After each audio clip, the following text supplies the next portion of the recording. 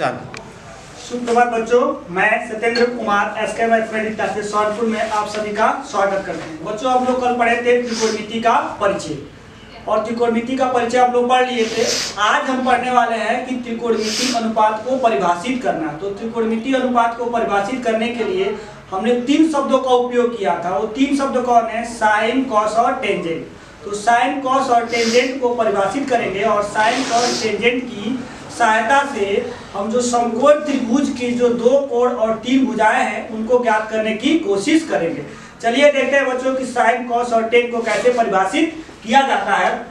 तो हम देखेंगे कि साइन, कॉस और टेंजेंट को निम्न प्रकार परिभाषित करते हैं। उसको परिभाषित करने के लिए सबसे पहले हम समकोण त्रिभुज पी क्यू आर लेते हैं। क्या लेते हैं बच्चों? तो पी क्यू आर लेते हैं, जिसमें कोण क्यू क्या है? समकोण है, और पी जो आर है ये दोनों क्या है? न्यून कोण है। अब कोण P को हम क्या लेते हैं? थीटा कोण मानते हैं, थीटा से व्यक्त करते हैं, और थीटा के जो सम्मुख कोण है, थीटा के सामने के कोण क्या करते हैं?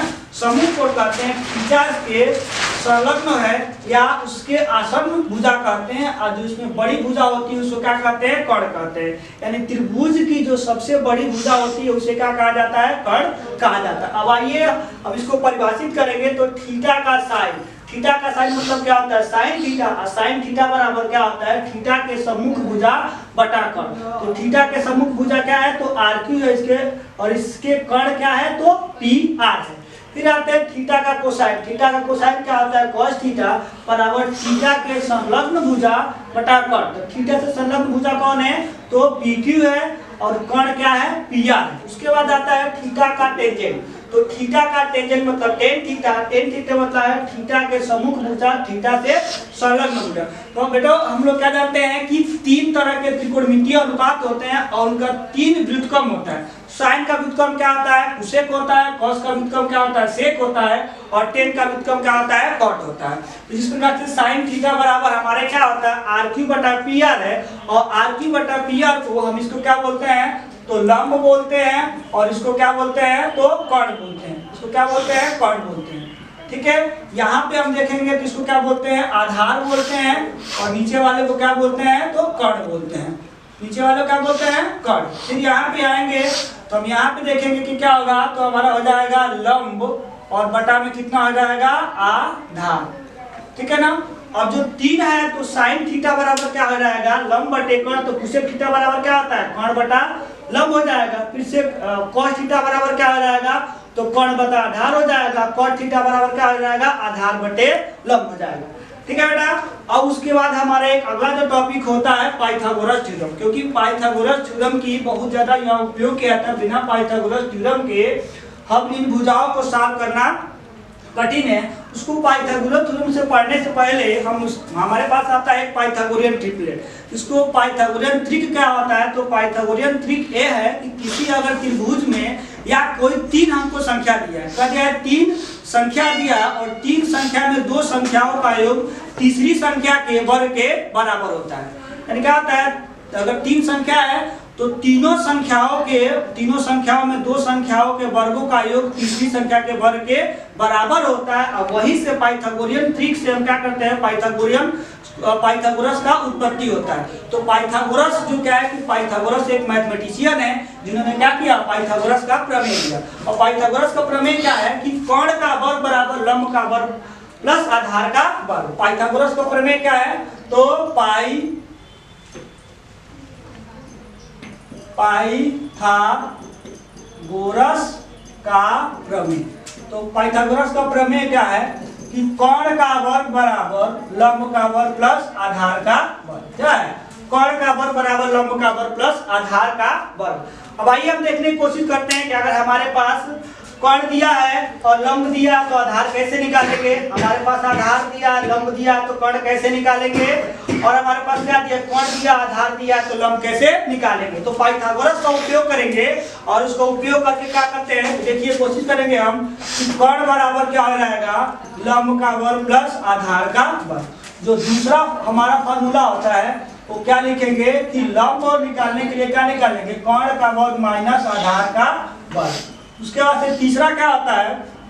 आधार बराबर कितना हो जाएगा? कर्ण का वर्ग माइनस लंब का वर्ग। यानी इसकी सहायता से अगर हमारे पास क्या दो भुजाएं दिया हो तो एक भुजाओं का मान हम क्या कर सकते हैं, आसानी से ज्ञात कर सकते हैं। आइए हम देखते हैं कि हमारे पास प्रश्नावली 8.1 में एक प्रश्न दिया है कि त्रिभुज ABC में जिसका बी क्या है, समकोण है, AB बराबर 24 सेंटीमीटर, BC बराबर कितना दिया है 7 सेंटीमीटर, तो निम्नलिखित की मान ज्ञात की।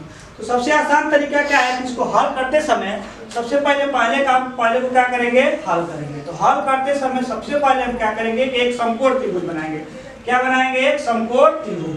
समकोण त्रिभुज में हम क्या कहा है कि बी हमारा समकोण है। समकोण त्रिभुज में क्या है, बी समकोण है और कहा है AB बराबर 24 सेंटीमीटर, BC बराबर 7 सेंटीमीटर। तो चलिए हम इसको AB बराबर कितना है 24 सेंटीमीटर, तो AB बराबर कितना ले लेते हैं 24 सेंटीमीटर और यहाँ से BC बराबर कितना ले लेते हैं 7 सेंटीमीटर। तब हमको ए भुजा निकालना है, ये भुजा क्या होती है, कोण होता है। ये भुजा हमारा क्या होता है, कोण होता है। इसमें हमको पूछा गया कि साइन का मान निकालिए, कॉस का मान निकालिए, साइन सी का मान निकालिए और क्या निकालिए, कॉस सी का मान ज्ञात करिए। तो देखिए कोण निकालने के लिए हम कौन सा फार्मूला लगाएंगे, इस फार्मूले का इस्तेमाल करेंगे और कोण निकालने की कोशिश करेंगे। जब कोण निकल जाएगा तो जो हमारा त्रिकोणमितीय अनुपात दिया उसको आसानी से हम निकाल सकते हैं। तो ये सबसे पहले कोशिश करते हैं, कोण बराबर क्या हो जाएगा, लंब का वर्ग प्लस आधार का वर्ग। तो लंब कितना है हमारा, तो लंब हमारा कितना है 24, 24 का वर्ग, आधार कितना है 7 का वर्ग। 24 का वर्ग कितना होता है 576, 7 का वर्ग कितना होता है 49, इन दोनों को जोड़ेंगे तो कितना हो जाएगा 625। 625 किसका वर्गमूल है, तो 25 का। 625 किसका वर्गमूल है, तो 25 का। तो यहाँ पे क्या लिख देंगे, हमारा जो निकल के आएगा कोण कितना निकल के आएगा 25। तो कोण हमारा कितना निकल के आया 25 निकल के आया, ठीक है ना। तो क्या निकले, कोण कितना हो गया 25। अब हम निकालेंगे साइन ए कॉस ए और दूसरा प्रश्न है साइन सी और कॉस सी। तो ध्यान दीजिए, अब जब हम इस साइन ए की बात करेंगे, जब साइन ए निकालना होगा तो इसकी सामने का जो सम्मुख कोण हो जाएगा वो क्या हो जाएगा, लंब हो जाएगा। ये क्या हो जाएगा, लंब होगा, ये क्या होगा आधार होगा और ये क्या हो जाएगा कोण हो जाएगा, ठीक है। तो कोशिश करते हैं हम पहले का आंसर देखते हैं क्या होता है। तो पहले का आंसर देखेंगे कि साइन ए बराबर क्या होगा, साइन ए बराबर लंब बटा कोण। कितना होगा, साइन ए बराबर लंब बटे कोण। तो लंब कितना हमारा 24 सेंटीमीटर, कोण कितना है 25 सेंटीमीटर। तो कितना होगा 24 बटा 25, यानी इंप्लाई दैट साइन ए का जो मान हो जाएगा वो कितना हो जाएगा 24 बटा 25। उसके बाद से दूसरा हमारा है कि कॉस क्या हो जाएगा, कॉस ए। कॉस ए बराबर कितना होता है, तो आधार बटे कोण। तो कॉस ए में आधार कितना दिया है, तो हमारा क्या हो जाएगा लंब बटे कोण। तो लंब कितना आ जाएगा यहाँ पे 7 हो जाएगा और कोण कितना आ जाएगा 25। जब कॉस की बात करेंगे तो आधार कितना हो जाएगा हमारा पास 24 और कोण कितना हो जाएगा 25। तो कितना हो जाएगा 24 बटे 25 हो जाएगा। अब दूसरा हमारा प्रश्न क्या है, इस साइन सी और कॉस सी का। तो जब यहाँ पे जब सी लेंगे, जब क्या लेंगे हम सी लेंगे तो हमारे मान बदल जाएंगे। सी लेंगे तो क्या हो जाएगा, मान हमारा बदल जाएगा। अब सी में जब कोण सी लिया जाएगा तो ये हमारा क्या हो जाएगा, लंब हो जाएगा, ये क्या हो जाएगा आधार हो जाएगा और कोण तो सीमित रहता है। तो आइए हम कोशिश करते हैं साइन सी का मान निकालना और कॉस सी का मान। तो जब साइन सी ज्ञात करेंगे तो साइन सी बराबर कितना होता है लंब बटे कोण। तो लंब हमारा कितना हो जाएगा इसमें 24 सेंटीमीटर और कोण कितना हो जाएगा 25 सेंटीमीटर। 24 बटा 25 सेंटीमीटर, तो कितना हो जाएगा 24 सेंटीमीटर बटा 25 सेंटीमीटर। इंप्लाई दैट साइन सी बराबर कितना हो जाएगा 24 बटा 25। उसके बाद अगला हमारा जो होता है कॉस सी। अब इसमें क्या है, कॉस सी बराबर कितना हो जाएगा, तो आधार बटे कोण। तो आधार कितना है इसमें 7 सेंटीमीटर और कोण कितना है 25 सेंटीमीटर। तो 7 बटे 25 हो जाएगा। इंप्लाई दैट कॉस सी बराबर कितना हो जाएगा 7 बटे 25। तो कॉस सी कितना निकला क्या है हमारा 7 बटा 25। अब आइए एक प्रश्न और है हमारा, उसको सॉल्व करने की कोशिश करते हैं। उसको सॉल्व करने की कोशिश करते देखते हैं इसका रिजल्ट क्या आता है। तो हमारे पास प्रश्न को सॉल्व करते हैं, कैसे इसको सॉल्व किया जाएगा। तो देखेंगे कि 10p माइनस cot r का मान ज्ञात कीजिए। तो हमारे पास एक चित्र दिया है, उसमें कोण कितना दिया गया 13 सेंटीमीटर और लंब कितना दिया है 12 सेंटीमीटर। तो इसमें किया है कि 10p माइनस cot r का मान ज्ञात कीजिए। तो 10p माइनस cot r का मान ज्ञात करने के लिए सबसे पहले हमको क्या निकालना होगा, भुजा rp को ज्ञात करना होगा। तो भुजा rp को ज्ञात करने के लिए क्या करेंगे, फिर हम पाइथागोरस का इस्तेमाल करेंगे और पाइथागोरस का इस्तेमाल करके क्या करेंगे, हम क्या करेंगे, भुजा आरकी को ज्ञात करेंगे। ये भुजा आरकी क्या हो जाएगा, हमारा आधार हो जाएगा। भुजा आरकी क्या हो जाएगा, आधार।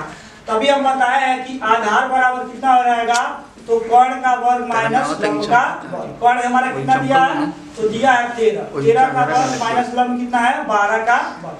तो 13 का वर्ग कितना होता है 169, 12 का वर्ग कितना होता है 144। तो 169 में से जब 44 को घटाएंगे तो कितना हो जाएगा 25, 25 किसका वर्गमूल है, तो 5 का। तो आधार कितना निकला, हमारा आधार बराबर निकला 5 सेंटीमीटर। अब आधार कितना निकल गया यहाँ पे, तो आधार की जगह पे हमारा कितना हो गया 5 सेंटीमीटर। अब आइए हमारे प्रश्न में दिया है, इसका मान ज्ञात करना है कि 10p माइनस cot r। तो चलिए 10p बराबर क्या होता है, हम जानते हैं कि 10p बराबर होता है, अगर इसको देखेंगे, हम इस वाले को देखेंगे तो सामने वाला क्या हो जाएगा, लंब हो जाएगा, और ये क्या हो जाएगा, हमारा आधार हो जाएगा। ठीक है, तो 10p बराबर लंब बटे आधार। तो लंब की जगह पे कितना लिखेंगे 5 सेंटीमीटर और आधार की जगह पे 12 सेंटीमीटर, तो 5 बटे 12। उसके बाद से जब cot r की बात करेंगे तो हमारा क्या हो जाएगा, a इक्वल हो जाएगा।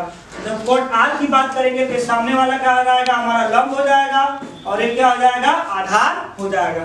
तो लंब कितना आ जाएगा,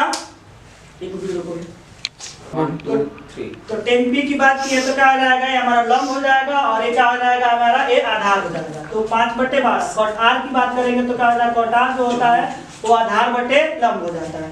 तो जब r की बात करेंगे तो सामने वाला क्या हो जाएगा, लंब हो जाएगा, और ये आधार। तो cot r बराबर क्या होता है, आधार बटे लंब। तो आधार कितना हो जाएगा 5, और लंब कितना हो जाएगा इसका 12। तो हम क्या करेंगे, 12 बटे 5 में से जब 12 बटे 5 को घटाएंगे तो हमारा रिजल्ट क्या हो जाएगा, 0 हो जाएगा। यानी 10p माइनस cot r का मान क्या होता है, 0 होता है। तो हम क्या लिख से देखें कि 10p माइनस cot r का मान क्या होता है, 0 होता है।